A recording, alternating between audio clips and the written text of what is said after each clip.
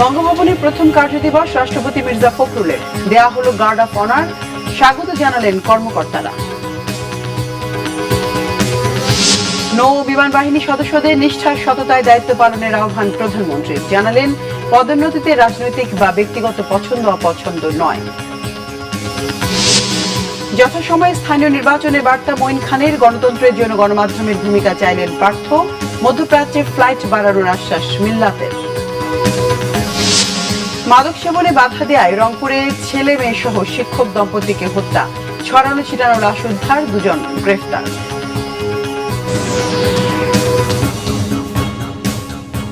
দেখছিলেন সংবাদ শিরোনাম, বিস্তারিত সংবাদ এবার। রাষ্ট্রপতি নির্বাচিত হওয়া ও শপথ নেয়ার পর প্রথম কর্মদিবসের প্রথম দিনে বঙ্গভবনে মির্জা ফখরুল ইসলাম আলমগীর। রীতি অনুযায়ী তাকে অভিবাদন এবং গার্ড অফ অনার দেয়া হয়। দীর্ঘ ৩৫ বছর পর সংসদ সদস্যদের প্রত্যক্ষ ভোটে নির্বাচিত নতুন এই রাষ্ট্রপতি রবিবার সকালেই ছেড়ে গেছেন হেয়ার রোডের ৩৫ নম্বর বাসা। স্থানীয় সরকার মন্ত্রণালয়ের দায়িত্ব পাওয়ার পর এই বাসায় উঠেছিলেন মির্জা ফখরুল। তার নতুন ঠিকানা এখন বঙ্গভবন। মহিবুল্লাহ মহিবের রিপোর্টে বিস্তারিত। অবশেষে হেয়ার রোডের ৩৫ নম্বর বাংলোটি ছেড়ে গেলেন নবনির্বাচিত রাষ্ট্রপতি মির্জা ফখরুল ইসলাম আলমগীর। সকাল 10:30টায় এই বাংলো ছাড়েন তিনি। দেশের 23তম রাষ্ট্রপতি হিসেবে মির্জা ফখরুল ইসলাম আলমগীরের নতুন ঠিকানা এখন বঙ্গভবন।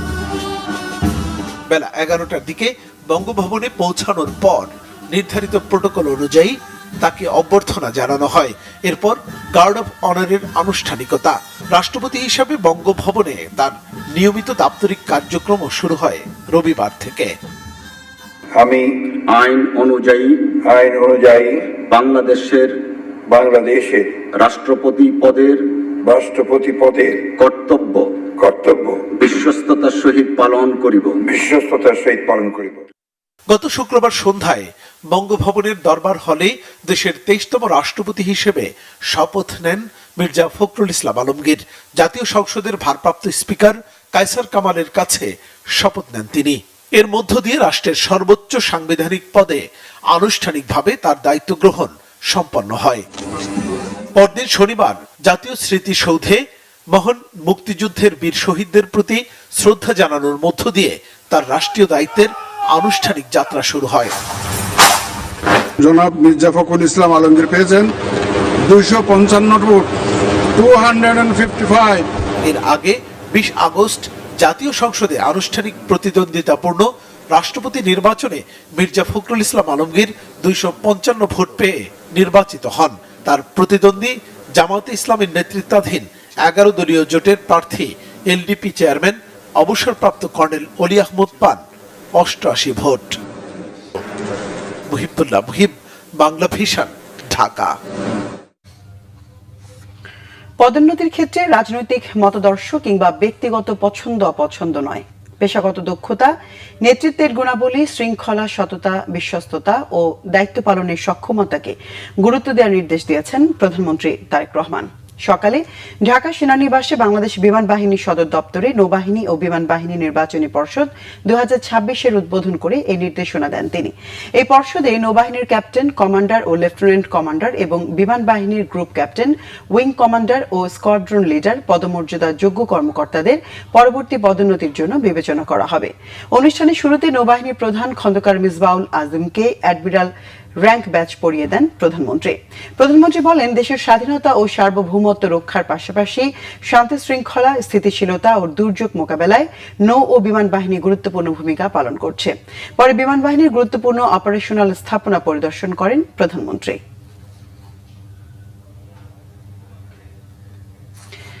বিএনপির ভারপ্রাপ্ত মহাসচিব রুহুল কবির রিজভী বলেছেন, নানা সংকটের মধ্যেও জনগণের প্রতি দায়বদ্ধতা ও জবাবদিহিতা নিয়ে সরকার কাজ করছে।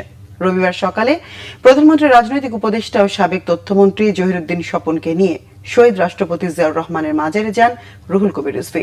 দলের প্রতিষ্ঠাতা জিয়াউর রহমান ও সাবেক প্রধানমন্ত্রী বেগম খালেদা জিয়ার কবরে শ্রদ্ধা নিবেদন করেন। এ সময় জিয়াউর রহমান এবং বেগম খালেদা জিয়ার রুহের মাগফিরাত কামনা এবং দেশ জাতির উত্তরোত্তর সমৃদ্ধি কামনায় দোয়া ও মোনাজাত করা হয়। দলের বিভিন্ন পর্যায়ের বিপুল সংখ্যক নেতাকর্মী এ সময় উপস্থিত ছিলেন। পরে সাংবাদিকদের সাথে আলাপকালে রিজভী বলেন, যুদ্ধের কারণে জ্বালানি ও এলএনজি সরবরাহে সংকট তৈরি হয়েছে। এর প্রভাব পড়েছে দেশের গ্যাস সরবরাহে। সরকারের প্রতিটি কর্মকাণ্ডে জবাবদিহিতা নিশ্চিত করতে গণমাধ্যমের মাধ্যমেও জনগণের কাছে সরকার দায়বদ্ধ থাকবে বলেও জানান দলের ভারপ্রাপ্ত মহাসচিব। সাংবিধানিক প্রক্রিয়া মেনে যথাসময়ে দেশে স্থানীয় সরকার নির্বাচন হবে জানিয়েছেন নবনিযুক্ত স্থানীয় সরকার মন্ত্রী ডক্টর মঈন খান। তিনি জানান, 2008 সাল থেকে 2024 সাল পর্যন্ত কোনো নির্বাচনেই জনগণের অধিকার প্রতিফলিত হয়নি। এদিকে দায়িত্ব বুঝে নিয়ে তথ্য ও সম্প্রচার মন্ত্রী আন্দালিব রহমান জানান, গত 17 বছর সংবাদ মাধ্যমকে স্বাধীনভাবে কাজ করতে দেয়া হয়নি। বলেন, জুলাই অভ্যুত্থানে গণমাধ্যমের ভূমিকা খাটো করে দেখার সুযোগ নেই।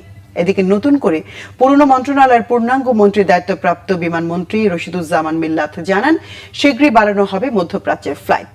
এবছরের অক্টোবরেই কক্সবাজারের বিমানবন্দরে আন্তর্জাতিক যাত্রী পরিবহন শুরুর আশ্বাস দেন তিনি। রিপোর্ট সৈয়দ আব্দুল মুহিতের। দায়িত্ব নেয়ার 6 মাসের মাথায় মন্ত্রণালয় পুনর্বিন্যাস করেন প্রধানমন্ত্রী তারেক রহমানের নেতৃত্বে বিএনপি জোট সরকার। শুক্রবার দায়িত্ব নেয়ার পর রবিবার মন্ত্রণালয়ের অফিস করেন মন্ত্রী প্রতিমন্ত্রীরা।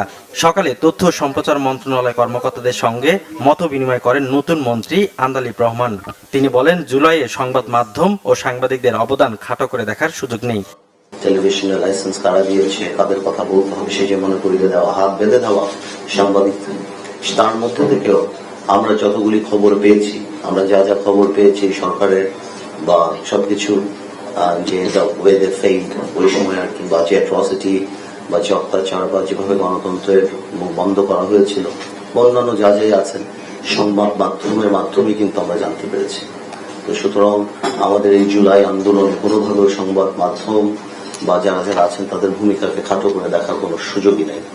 প্রথম দিন মন্ত্রণালয়ে গিয়ে কর্মকর্তাদের সাথে মত বিনিময় করেন ডক্টর আব্দুল মঈন খান। এ সময় তিনি বলেন, যথাসময়ে স্থানীয় সরকার নির্বাচন হবে, দুর্নীতি অনিয়মের সাথে কোনো আপোষ করা হবে না। 8, 14 এবং 18 এবং 24 এই 4টি নির্বাচন আসলে সেটা জনগণের ইচ্ছা প্রতিফলিত করে নাই।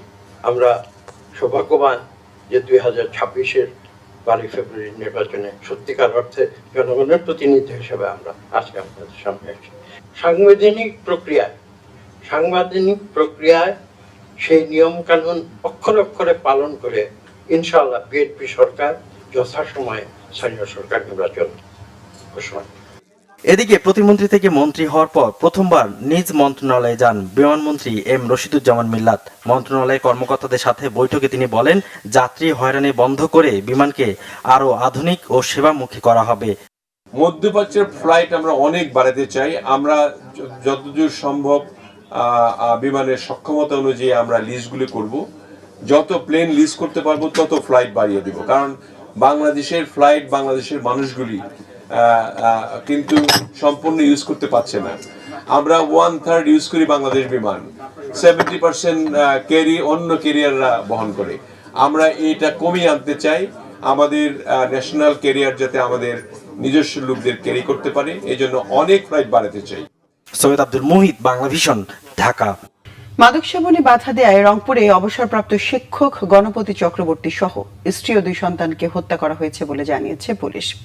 দুপুরে সংবাদ সম্মেলন করে তথ্য জানিয়েছেন মহানগর পুলিশ কমিশনার আব্দুল মাবুদ। জানান, বৃহস্পতিবার রাতে নগরীর কামাল কাসনা মাছুয়াপাড়ায় নির্মাণাধীন বাড়ির ছাদে স্থানীয় মাদকসেবী মুগ্ধ দাস ও সিদ্ধার্থ ইয়াবা সেবন করছিল। এ সময় রংপুর জেলা স্কুলের অবসরপ্রাপ্ত শিক্ষক গণপতি চক্রবর্তী বাধা দিলে তাকে শ্বাসরোধে হত্যা করা হয়। স্বামীকে খুঁজতে ছাদে গেলে স্ত্রী প্রীতিলতা চক্রবর্তী বালাকেও হত্যা করে তারা। পরে মেয়ে প্রার্থী চক্রবর্তী ও ছেলে প্রিয়ম চক্রবর্তীকেও মেরে পালিয়ে যায় মাদকাসক্তরা। পরে শনিবার বাড়ি থেকে দুর্গন্ধ পেয়ে স্থানীয়রা পুলিশে খবর দেয়। পরে তালা ভেঙে 4 জনের লাশ উদ্ধার করা হয়। এই ঘটনায় কোতোয়ালি থানায় হত্যা মামলা করেছে পুলিশ। গ্রেফতার করা হয়েছে 2 মাদক সেবীকে। একাধিক দূতাবাসে হামলার হুমকি দেশের ভাবমূর্তি নষ্টের চক্রান্ত বলেই দাবি করেছেন অতিরিক্ত পুলিশ কমিশনার ও ডিবি প্রধান শফিকুল ইসলাম। তিনি বলেন, বিষয়টি গুরুত্ব দিয়ে নজরদারি করা হচ্ছে। এদিকে 2 চিকিৎসককে হামলার ঘটনায় 2 জনকে গ্রেফতার করেছে মহানগর গোয়েন্দা পুলিশ। রিপোর্ট জিয়া খানের। 2 চিকিৎসক অধ্যাপক আসাদুর রহমান ও অধ্যাপক আমিনুল হকের উপর হামলার ঘটনায় চক্রের মূল হোতা সানি সহ দুজনকে গ্রেফতার করেছে মহানগর গোয়েন্দা পুলিশ। তাদের কাছ থেকে দেশীয় ধারালো অস্ত্র জব্দ করা হয়েছে। গোয়েন্দারা জানান, ধনাঢ্য ব্যক্তি অথবা স্বাবলম্বী ব্যক্তিদের টার্গেট করে চাঁদাবাজি করত গ্রেফতারকৃতরা। এই সানি হচ্ছে এই চক্রের মূল হোতা। সানি 2022 থেকে 2025 পর্যন্ত লেবার ভিসায় সিঙ্গাপুরে ছিল। সে সিঙ্গাপুরে থাকাকালীন জনক বাঙালি একজন ব্যক্তির সঙ্গে তার সখ্যতা হয়। সেই সখ্যতাতে ধরে তারা হুন্ডি ব্যবসায় জড়িয়ে পড়ে এবং হুন্ডি ব্যবসায় জড়িয়ে পড়ার পর সানি বিভিন্নভাবে প্রায় 5 কোটি টাকার মতো প্রতারিত হয় উক্ত তার পার্টনার দ্বারা। তারপরে সে হতাশাগ্রস্ত হয়ে দেশে চলে আসে। দেশে চলে এসে সে বসুন্ধরা এলাকায় থাকে এবং ওই লোককে খুঁজতে থাকে। এরই মধ্যে তার সঙ্গে একজন ব্যক্তির পরিচয় হয়, যে ব্যক্তি তাকে এই বুদ্ধি দেয় যে তুমি যে লস করেছো সেই লস কভার করার জন্য আসো, আমরা একটা গ্রুপ করি। গ্রুপ করে এখানে বিভিন্ন ব্যবসায়ী এবং বিভিন্ন সমাজে প্রতিষ্ঠিত ব্যক্তি, তাদেরকে আমরা নাম, ঠিকানা, তাদের গাড়ি নাম্বার, তাদের ফ্যামিলি বায়োডাটা এগুলো সংগ্রহ করে তাদেরকে আমরা ভয়ভীতি প্রদর্শন করব এবং তাদের কাছ থেকে চাঁদা দাবি করব। এইভাবে তারা 7 জনের একটা গ্রুপ তৈরি করে এবং এই গ্রুপের শিকার হচ্ছে আমাদের 2 জন ডাক্তার।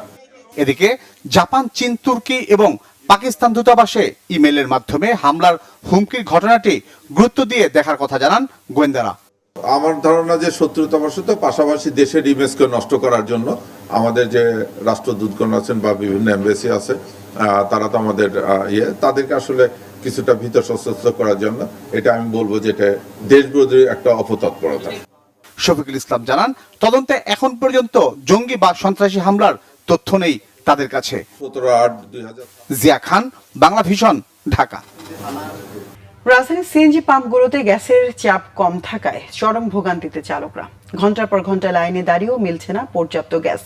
এতে ভাড়ায় চালিত যানবাহনের আয় উদ্বেগজনক হারে কমছে বলে অভিযোগ করেছেন চালকরা। বিস্তারিত জানাচ্ছেন আসমা আক্তার নূপুর। বেলা গড়িয়ে দুপুর হলেও রাজধানীর মগবাজার আনুদ্বীপ মোটরসের পাম্পে কমছে না গাড়ির দীর্ঘ সারি। একটি গাড়ির গ্যাস নিতে কেটে যাচ্ছে ঘন্টার পর ঘন্টা। লাইনে দাঁড়িয়ে থাকা গাড়ির সংখ্যা প্রতি মুহূর্তে বাড়লেও মিলছে না পর্যাপ্ত গ্যাস। পাম্প কর্মীদের দাবি, লাইনে গ্যাসের সরবরাহ না বাড়লে পরিস্থিতি উন্নতি হবে না। আর লাইন প্রেসার যদি না বাড়ে তাহলে পরিস্থিতি এরকমই থাকবে, পরিস্থিতি আর কাটবে না, স্বাভাবিক হবে না। এদিকে দীর্ঘ প্রতীক্ষার পর গ্যাস মিললেও স্বস্তি মিলছে না চালকদের।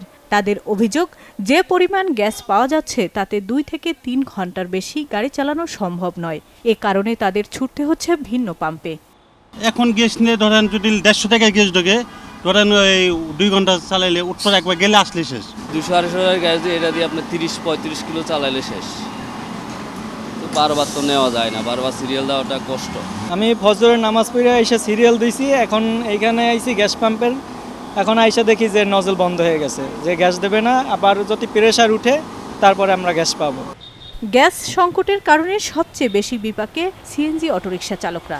দীর্ঘ লাইনে অপেক্ষার কারণে সময় নষ্টের পাশাপাশি কমছে আয়ও।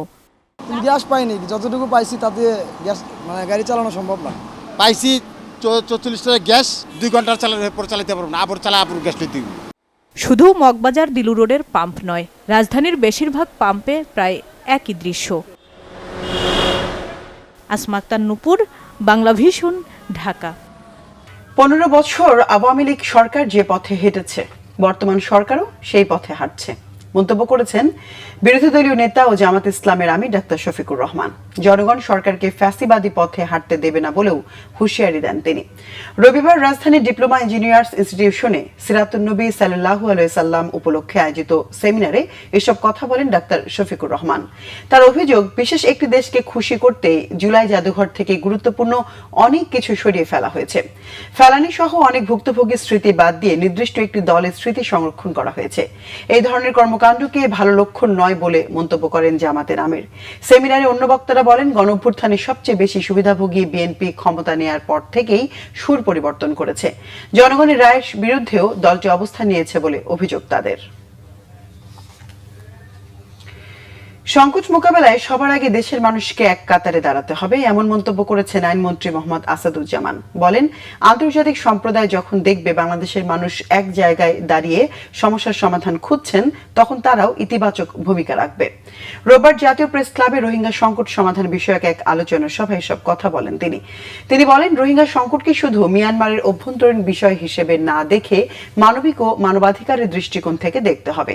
রোহিঙ্গারা বাংলাদেশের নাগরিক নয়, তবে ঐতিহাসিক, সাংস্কৃতিক ও নৃতাত্ত্বিকভাবে তারা মিয়ানমারের রাখাইন অঞ্চলের জনগোষ্ঠী। তাদের মানবাধিকার নিশ্চিত করে নিজ মাতৃভূমিতে নিরাপদ ও মর্যাদাপূর্ণ প্রত্যাবাসনের ব্যবস্থা করতে হবে।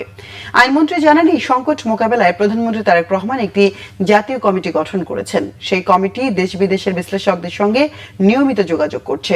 দেশের রাজনৈতিক দলগুলো এক প্ল্যাটফর্মে দাঁড়ালে সমস্যার দ্রুত সমাধান সম্ভব বলে মনে করেন আইনমন্ত্রী। ঢাকা বিশ্ববিদ্যালয়ের সাথে দেশের গণতন্ত্রকামী মানুষ সোচ্চার থাকায় তৎকালীন ১/১১ ফখরুদ্দিন ও মঈনুদ্দিনের সরকারের কালো এজেন্ডা বাস্তবায়ন হয়নি বলে মত প্রকাশ করেছেন ঢাকা বিশ্ববিদ্যালয়ের উপাচার্য ডক্টর ABM ওবায়দুল ইসলাম। ঢাকা বিশ্ববিদ্যালয় কালো দিবস উপলক্ষে রবিবার সকালে টিএসসি অডিটোরিয়ামে আয়োজিত আলোচনা সভায় এসব কথা বলেন তিনি। দেশের ঐতিহাসিক সব ঘটনায় ঢাকা বিশ্ববিদ্যালয়ের অবদানের কথা তুলে ধরে উপাচার্য আরো বলেন, অগণতান্ত্রিক আচরণের বিরুদ্ধে সবসময় সোচ্চার ও আপোষহীন ছিল ঢাকা বিশ্ববিদ্যালয়। তাই ভবিষ্যতেও কোনো ধরনের অগণতান্ত্রিক কর্মকাণ্ড মেনে নেওয়া হবে না। ১/১১ সরকার অন্যায়ভাবে অপবাদ দিয়ে ঢাকা বিশ্ববিদ্যালয়ের শিক্ষকদের অপমান করেছিল বলে অভিযোগ করেন বিশ্ববিদ্যালয়ের সাবেক শিক্ষকরা। জায়গা যেখানে কখনো কোনো অন্যায় করে কেউ পার পায়নি, গায়ের জোরে কেউ পার পায়নি, গণতান্ত্রিক উপায়ের বাইরে গিয়ে জুলুম, নির্যাতন, নিপীড়ন করে পার পায়নি। যেমনটি পার পায় না 52 সালে, না 69 সালে পায়নি, 71 সালে, 90 সালেও পায়নি। তো সেইভাবে তারা মনে করেছিল যে এবারে পার পেয়ে যাবে, কি শেষ রক্ষা হয়নি। আলটিমেটলি 2 বছরের মাথায় নির্বাচন দিতে বাধ্য হয়েছে। বাধ্য হয়ে তারা তাদের সাজানো পাতানো একটা নির্বাচনের মাধ্যমে তাদের পছন্দের ব্যক্তিকে ক্ষমতায় বসিয়েছে। আওলাদে রাসূল পীর সাবির শাহ বলেছেন, রাসূল সাল্লাল্লাহু আলাইহি ওয়াসাল্লামের আদর্শই শান্তি ও মুক্তির একমাত্র পথ।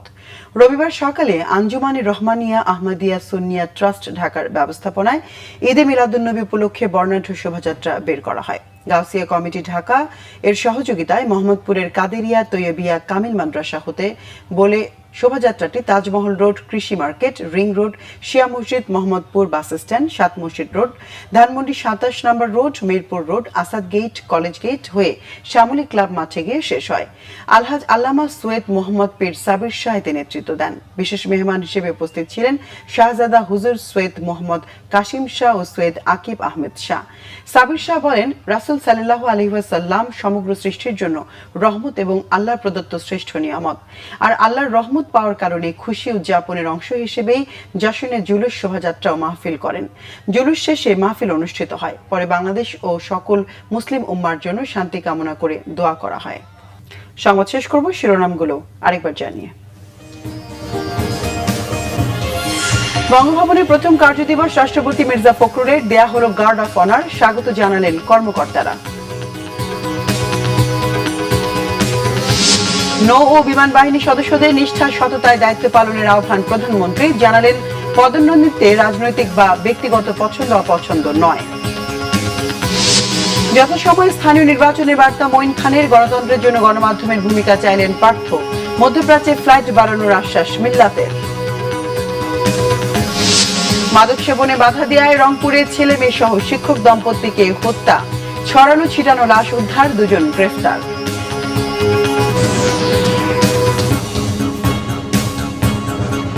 দর্শক, ছিল এখনকার মতো। পরের সংবাদ বিকেল 4টায়, এর আগে 3টায় রয়েছে নিউজ টপ 10 দেখার আমন্ত্রণ রইল।